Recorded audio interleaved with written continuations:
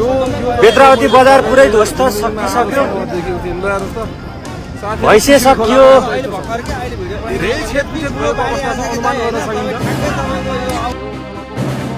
चीनको सुशासित क्षेत्र तिब्बतबाट आएको भीषण बाढीले नेपालको रसुवा क्षेत्रमा निकै ठूलो क्षति पुर्याएको छ।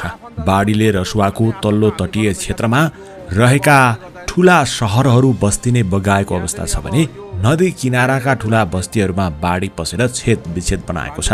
त्यहाँ भौतिक संरचना सबै ध्वस्त भइसकेको अवस्था छ भने ठूलो मात्रामा मानवीय क्षति भएको आकलन समेत गरिएको छ। क्षतिको पूरा विवरण आउन बाँकी छ, तर बाढीको रफ्तार र त्यहाँको स्थिति देख्दा इतिहासकै ठूलो क्षति भएको देखिन्छ र नेपालमा निकै ठूलो विपत्ति आइलागेको छ। यति बेला हामी थप अपडेटका साथ आउनेछौँ। देखे अवस्था छैन र चाहिँ जहाँसम्म लाग्छ त्यहाँको भयावह अवस्था छ, किनभने त्यहाँ रोड पनि जीर्ण अवस्थामा थियो भनेपछि 99% चाहिँ त्यहाँ ठुलो क्षति भएको अवस्था हामीले बुझ्न सक्छौँ। भगवान उहाँहरू रक्षा गरिदिनु होला। भौतिक संरचना त बनाउन सकिन्छ, तर मानवीय शरीर भनेको चिज चाहिँ हामीले बनाउन सकिने अवस्था हुँदैन। त्यसैले गर्दाखेरि उहाँहरूको सुरक्षाको लागि म मनोकामना प्रार्थना गर्न चाहन्छु।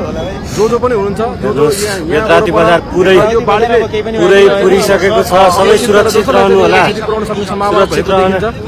उहाँहरूको चाहिँ सकुशल अब गाडी कति थियो बजारमा मनोकामना मात्र गर्न सक्छु। तर यसले यो त अझै बेत्रावती बजार पुरै पुरिसकेको छ, सबै सुरक्षित रहनु होला। यो खोलाको आसपास बस्नु भएको छ, उहाँहरूको चाहिँ नि सुरक्षाको लागि चाहिँ हामी केही कामना मात्रै गर्न सक्ने अवस्था छ। यो भयावह अवस्थाले गर्दाखेरि साँच्चै नै आज चाहिँ म साह्रै दुःख अवस्थामा छु। आज भगवानले हामीलाई पनि जोगाएको अवस्था छ, तर त्यो भन्दै गर्दा हामी पालिकामा आज कार्यक्रम थियो, बजार पुरै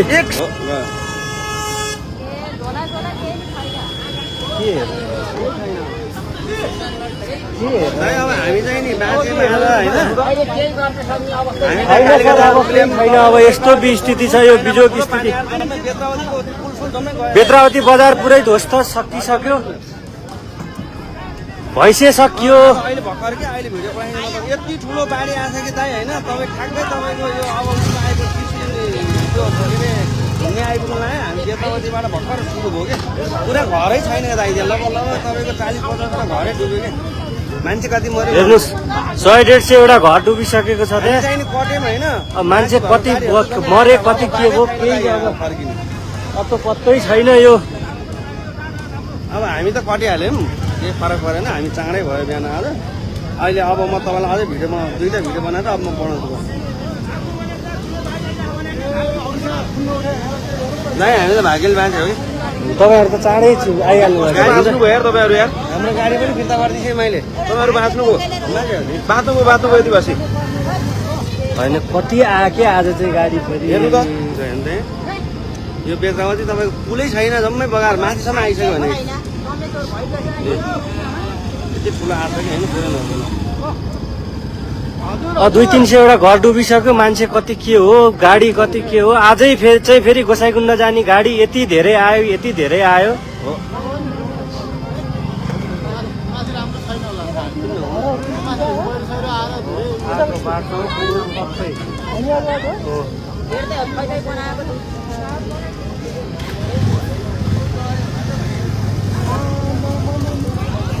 डुबिहाल्नु, उ त्यो घरै डुबिसक्यो, पुलै जम्मै डुब्यो। अब होइन, खोलो अझै आइपुगेको छैन क्या माथिबाट। हामीले खोलो त अझै आउँदैछ कि, यो त आधी माथि त्यतातिर घरहरू सबै घरहरू लान्छ। भाग्नु भ्याउने हो भने अहिले तिनीहरू माथि भाग्दै गर्दा हुन्छ क्या। बरु त्यो लाने नै हो क्या, ढुक्कै लाने हो है।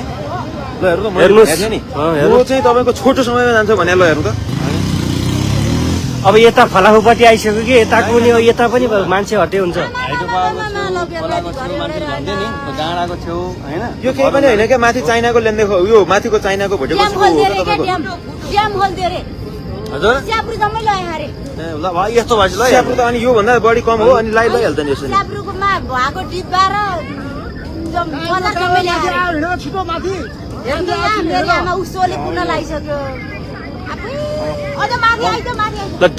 के अरे सोले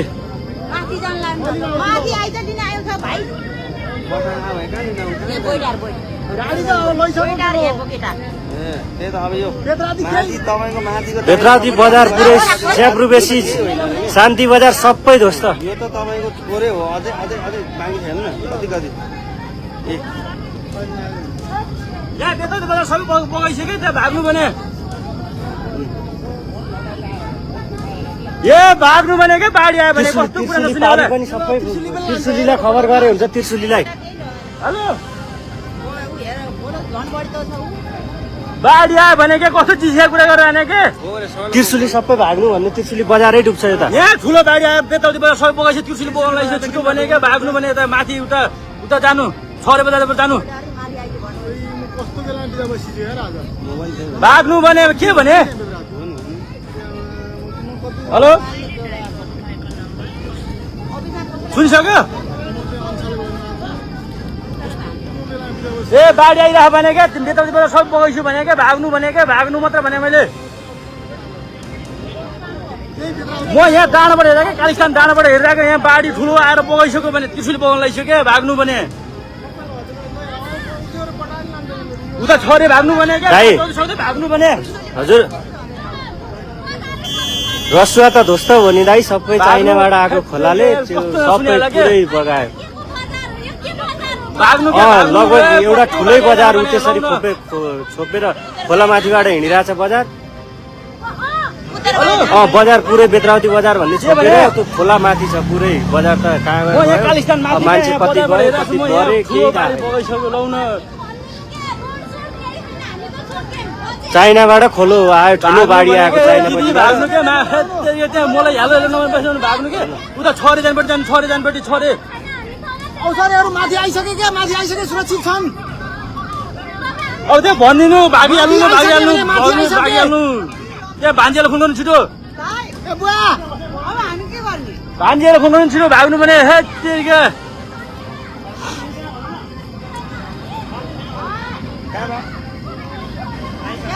ओ नाटक दिदी मैले नाटक गरेको होइन न, बगाऊ छिटो भाग। हजुर हजुर ओइ छिटो भाग, सबै लगिसक्यो आमा। रसुवा त ध्वस्तै बनायो नि, बेतरावतीदेखि लिएर टिमुरेसम्म सबै घरहरू स्याब्रुको सबै घरहरू गयो, स्याब्रु बेसी बजार गयो, सबै गयो। खतम हामी बेरात आएको बाटो होइन। साँच्ची नै हो भनेको कस्तो हजुर आइसक्यो बगाई भाग।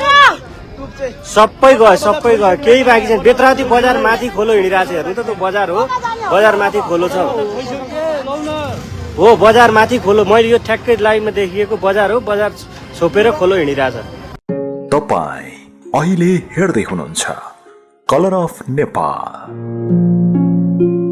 24 घण्टा ताजा खबरका लागि हामीलाई सब्स्क्राइब गर्न नभुल्नुहोला।